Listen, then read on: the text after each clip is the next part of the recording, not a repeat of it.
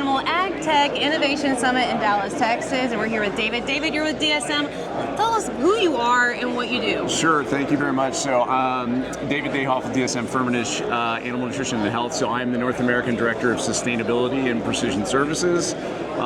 Means I wear a couple of hats. One, most of our customers have somebody that leads sustainability in the animal protein business these days, and so I'm the counterpart on the DSM side to work with them.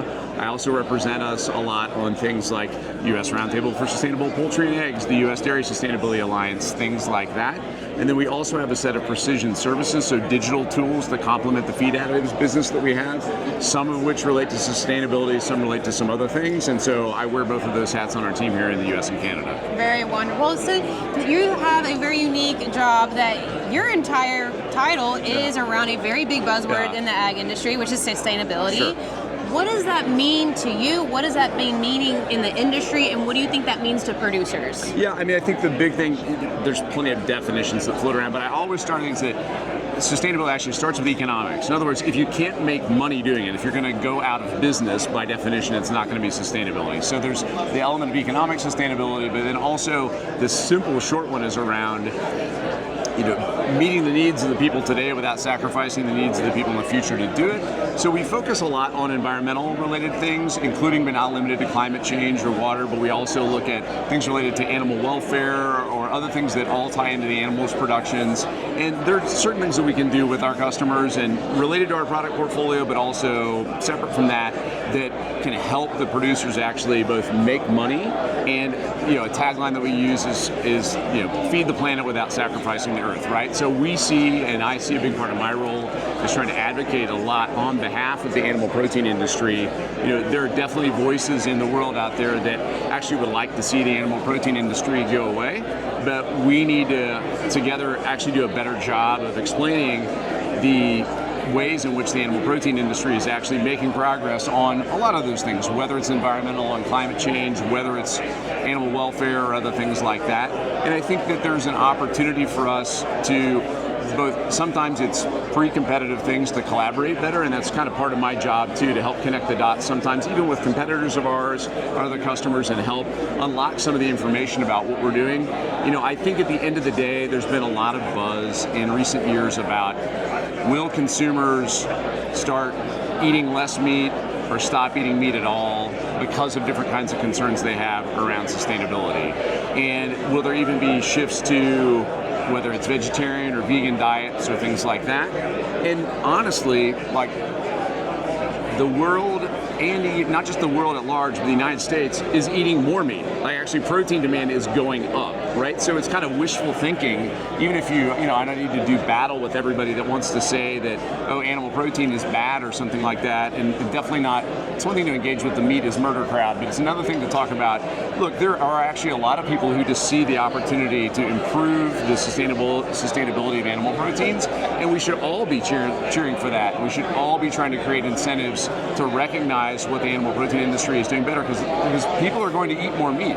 And there's as much opportunity, if not more, to actually improve the sustainability profile of what gets produced as there is to try to get people to eat less of it. So that's kind of the nexus of where I interact a lot. And, I do some stuff with NGO communities. I speak at a lot of conferences and things like that. And I also try to help our customers sometimes even understand the data that they have and how can they do a better job telling their story about what their relative environmental performance is and help strengthen the relationships that they have with their customers too. Well, you are definitely fighting the good fight, and a lot of time you're, I'm sure, under fire on lots of different opinions and different views, but you talked about data, and talk about where you see that connection of being able to advocate for your own operation or for the agriculture community in general in conjunction with data. It seems as though those data points is really going to help showcase that there's validity to what we're saying, what we're doing. Yeah, I think, so there is a belief first that I think there's been a hesitation for a lot of people to be more transparent about what they're doing. And in some cases for good reason, because it invites more attacks sometimes rather than getting more credit for being transparent. But I think there's a change, there's no way around it. If you don't tell your own story, other people will tell it for you, right? And so Amen. The second thing is that people won't just accept trust me, we're doing the good things, right? Like you have to prove it in some way, and so you need data to do that. So that's just a general statement, but then it comes up that, well, isn't that a lot of work?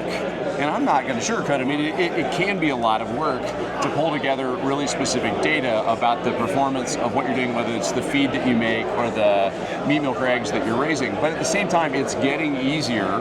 You know, our company is investing in more digital tools. A lot of people in the industry are doing it too, to find the right kind of data. And I think the other thing is that the benefit sometimes comes when, if you invest in the data that you get, not only because, oh, I need to do a sustainability report, or is this about a sustainability story or something like that, it's actually good performance data that you can get business insights from. So it's not that they actually work against each other.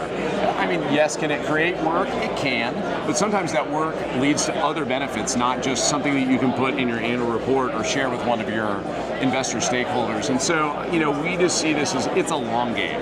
Fundamentally, this is not something that, you know, obviously we've had a changing political climate in the United States. Like, people don't lead with, you know, some of the same sustainability things that maybe they did 10 years ago when a lot of net zero claims or things like that were being made. But at the end of the day, both globally and the United States, the opportunity, it's not going away, that there's going to need to be more discussions about how we produce things and what is the sustainability story of meat and animal proteins. Consumers are going to expect it, right?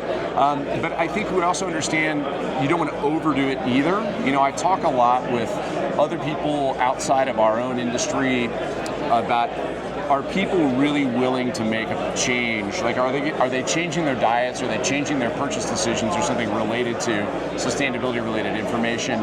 And the answer is, like, sort of. It's a very general kind of thing. You know, consumers don't actually need, most people are not looking on the package that they're buying in the store to have to learn how to do something, right? Like, I don't want to, don't give me a lot of information. I just need to know enough to know that actually that people are doing something about this, and that'll build more trust and confidence in what the consumers are buying. So I also don't want to give the impression that you have to go from zero data transparency to complete data transparency, because frankly that's not really what consumers are looking for either.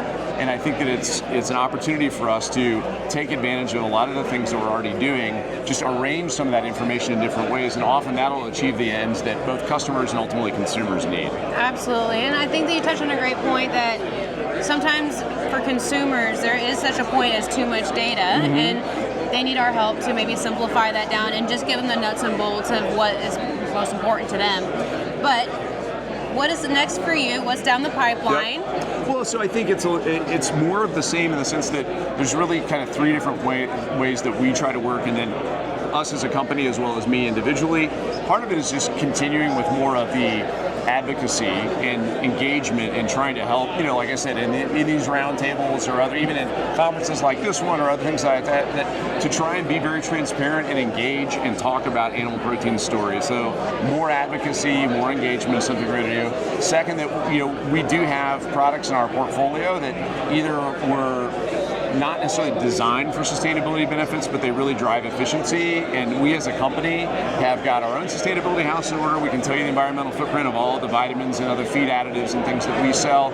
And we do have an innovation pipeline of looking at using different feed additives. What kind of things does that translate into? Not only in efficiency, but also do you have reduced emissions of some kind or another, or other environmental benefits? I mean, efficiency is really the heart of the sustainability story, but there's a lot of things that come along with it. So we as a company are continuing to invest in that aspect of our product portfolio. And then finally, we have these digital products that we're increasingly investing in, creating data tools that can help not only just do environmental footprinting, but generate more data from, you know, not just feed production, but also live animal production, and find better ways to use that data, make better management decisions, and ultimately unlock some of the value of that data. So those are really the three big things that we're focused on most. Got a lot of things coming. Yeah. We appreciate the work that you're doing. Great. And we can't wait to see what's going on with you next. Great, well thanks a lot, I appreciate it, Eva. Thank you for your time. Nice